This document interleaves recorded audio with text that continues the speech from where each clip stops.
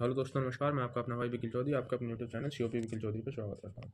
तो दोस्तों, मैं आज आप बात करने वाला हूँ अपनी जर्नी के बारे में। इतनी कम उम्र में मैंने कैसे जॉब ली। दोस्तों, जॉब लेने का एक ही कारण था। मैं आपको बता देता हूँ। देखो, मैं भी एक मिडिल फैमिली से आता हूँ। मेरे ये नहीं है कि मेरे पिताजी सरकारी जॉब में थे, मैं अमीर हूँ, ऐसा कुछ नहीं है। मैं मिडिल फैमिली से हूँ, खेती किसानी करने वाले हम लोग थे। तो मैंने अपने गाँव में ही एक पास में स्कूल था, उससे मैंने पढ़ाई की थी। 2017 में मेरा इंटर हुआ था। 2017 में जब इंटर हुआ था तो एक टीचर थे वहाँ पर मेरे, इमरान सर, उनसे मेरा संपर्क हुआ था। वो इंग्लिश पढ़ाते थे, तो वो कंपटीशन के बारे में काफ़ी जानते थे, क्योंकि उन्होंने ISPCS और CPSI CGL SL की इलाहाबाद में रहकर तैयारी की थी।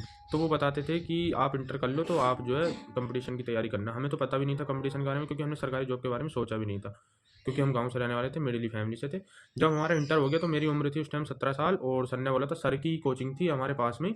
तो सर ने बोला था, आप इंटर हो जाए तो मेरे पास आ जाना। सर हमारे रीजनिंग और मैथ पढ़ाते थे, कंपटीशन की तैयारी करवाते थे गाँव में। तो मैं वहाँ पर जाने लगा। मेरी उम्र काफ़ी कम थी जब मैं कोचिंग में गया था। कुछ बच्चों ने मेरा मजाक भी बनाया कि सर ये तो बच्चा है, तो ये जॉब कैसे लेगा। लेकिन उस चीज़ को मैंने नकारा। मुझे कोई मतलब नहीं था, मुझे अपनी पढ़ाई से मतलब था। मैं अपनी स्टडी करने लगा। मात्र 6 माह, मैं करीबन जून में गया था, और 6 माह बाद दिसंबर में 2017 में जो है यूपी पुलिस का जो 41,520 भर्ती थी, उसका नोटिफिकेशन देखने को मिला। उस समय मेरी उम्र 17.5 साल थी, लेकिन नोटिफिकेशन में ये था कि 1 जुलाई 2018 को आपकी उम्र 18 साल हो जाए। लेकिन मेरी मई में हो रही थी 18 साल, इसलिए मेरा फॉर्म डल गया 17.5 साल की उम्र में।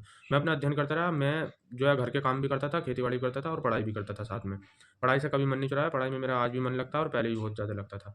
तो मैं धीरे-धीरे अध्ययन करता रहा। और तो दोस्तों, जब मुझे कंपटीशन के बारे में पता चल गया, सर मैथ पढ़ाते थे, रीजनिंग बहुत अच्छा पढ़ाते थे, मेरा मैथ सबसे स्ट्रॉन्ग था। अपनी कोचिंग में भी कह लीजिए, और आज भी मेरा मैथ स्ट्रॉन्ग है। तो दोस्तों, जब हमारे पेपर की डेट आई थी, जून में आई थी, 17 और 18 जून को हमारा पेपर था। मेरा पेपर बिजनौर हुआ था। तो मेरी तैयारी काफ़ी अच्छी हो गई थी। जब मैं बिजनौर में पेपर देने गया था, तो उससे पहले की बात बताता हूँ मैं, मेरी तैयारी बेस्ट कैसे हुई थी। जब मेरा सिलेबस कंप्लीट हो गया था, तो मैंने क्या काम करा था, हमारे सर भी थे, सर ऑफलाइन प्रैक्टिस सेट लगवाए थे। तो बहुत से बच्चे ऐसे थे कि प्रैक्टिस सेट लगाना नहीं चाहते थे, कतराते थे। लेकिन मेरे अंदर एक बात थी, मैं पर डे, जब मेरा सिलेबस कंप्लीट हो गया तो पर डे एक प्रैक्टिस सेट लगाता था। यकीन मानिए, मैंने कई सौ प्रैक्टिस सेट लगाए थे। मेरे पे एक पॉलीथीन थी, वो इतनी भर गई थी। मैं इंडिविजुअल भी लगाता था, जैसे रीजनिंग के भी लगाता था पार्ट वाइज, और हिंदी के अलग अलग भी लगाता था, और हफ्ते में 2 से 3 प्रैक्टिस सेट मिक्स भी लगाता था, ओवरऑल वाले। तो जब मैंने शुरू-शुरू में प्रैक्टिस सेट लगाना चालू करा था, तो अब ना वही 90-95 क्वेश्चन मारता था मैं 150 में से यूपी पुलिस में। लेकिन जब धीरे-धीरे मैंने प्रैक्टिस सेट लगाया और अपनी कमियाँ पकड़ने लगा, मैं किन कमियों की वजह से मेरे नंबर कम रह रहे हैं, कौन-सा पोर्शन मेरा कमज़ोर है, उसी पे काम करता था मैं। मेरे अगर आज लाभ-हानि का क्वेश्चन गलत होता है, तो मैं अगली बार लाभ-हानि पढ़ता था। और उस समय मैं आपको बता दूँ, मैथ 40 नंबर का, ये पता था कि चारों पोर्शन जो है सेम आते हैं। लेकिन जो पेपर आया था उसमें चेंजेस आए थे, तो हमने चारों पोर्शन की अच्छी तैयारी करी थी। तो 90-95 से मेरा स्कोर जो था, मैं एक समय आया कि मैं 100 क्रॉस करा, फिर 105 गया, 110 गया, 115 गया, 120 गया। मैक्सिमम मेरा स्कोर जो था यूपी पुलिस के पेपर में, वो प्रैक्टिस सेट में, मैं 133 क्वेश्चन तक लगाने लगा था बाद में। हाईएस्ट मेरा जो था 133 क्वेश्चन थे, आफ्टर नेगेटिव 150 क्वेश्चन में से। तो दोस्तों, ये सिर्फ प्रैक्टिस सेट की बदौलत था जो मैं इतना कर पाया। सबसे मेन चीज़ ये भी नहीं है खाली प्रैक्टिस सेट, अध्ययन भी होता है। सबसे मेन चीज़ है, आप पहले कोर्स कंप्लीट कर लीजिए। आपको पता होना चाहिए जिस जॉब की तैयारी कर रहे हैं उसके सिलेबस में क्या-क्या है, कौन-कौन से सब्जेक्ट हैं, उसके अंदर कौन-कौन से चैप्टर हैं, उससे रिलेटेड भी हमें पढ़ना है। जब आप ऐसा कर लेते हैं तो आप जो है फिर उसके बाद प्रैक्टिस सेट लगा लीजिए। जब आप प्रैक्टिस सेट लगाते रहोगे निरंतर, तो आप जो है इतने परिपक्व हो जाओगे। एक तो सबसे बड़ी चीज़ है, आपकी टाइमिंग बहुत अच्छी हो जाएगी। अटेम्प्ट करने की टाइमिंग है, टाइमिंग की दिक्कत नहीं आएगी, तो आप अधि-वधिए 10 से 15 नंबर इंक्रीज कर ही सकते हो। तो मैंने टाइम की कभी मुझे दिक्कत ना आई। जब मैं पेपर देने गया तो मैंने इतने प्रैक्टिस सेट लगा चुका था, क्योंकि मैं पहला बंदा था अपनी लाइफ का, पहला बार यूपी पुलिस का दिया। आप ये लगा लीजिए, कोई भी बंदा है जो अपनी लाइफ का पहला पेपर दे रहा है, अब आप ये लगा लीजिए कि पहला पेपर देगा, तो ये लगा लीजिए डरेगा या नहीं डरेगा, कॉन्फिडेंस कितना लो होने वाला है उसका। हम्म बिल्कुल नर्वस भी रहेगा। लेकिन नर्वस तो था मैं, लेकिन मेरा कॉन्फिडेंस हाई था, क्योंकि मैंने इतने प्रैक्टिस सेट लगाए। जब मैं पेपर में बैठा तो मुझे ऐसा लग रहा था जैसे कि आज भी मैं एक प्रैक्टिस सेट ही लगा रहा हूँ।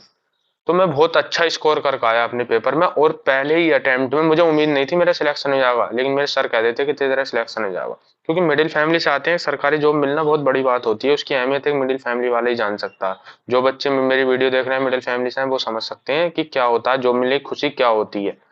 तो जब मेरा रिजल्ट आया था पहला, जब उसमें, क्योंकि उस समय मेरे पास फ़ोन भी नहीं था, आपको मैं बता दूँ। जब मेरा जॉब में नंबर आ गया था, 2-3 महीने बाद ही मैंने फ़ोन लिया था।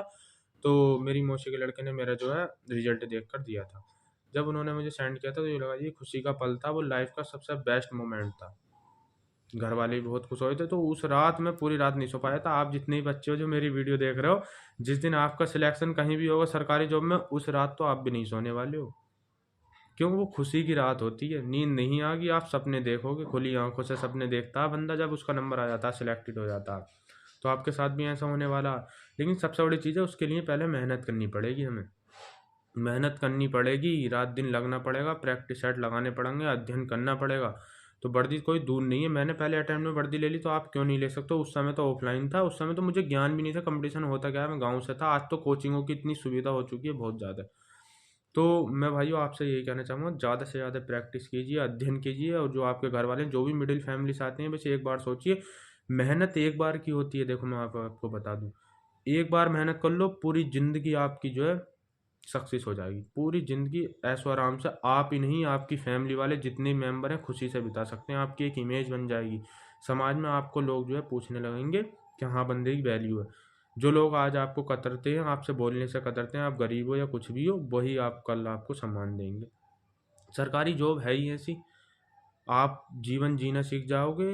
हर चीज़ में बदलाव हो जाता है जब सरकारी नौकरी लग जाती है। और जब आपकी एक बार सरकारी नौकरी लग जाए तो आपके ऊपर निर्भर करता है कि आप बड़ी जॉब की तैयारी करोगे या नहीं करोगे, वो आपके निर्भर है। नहीं भी करोगे तो आपका जीवन यापन हो सकता है।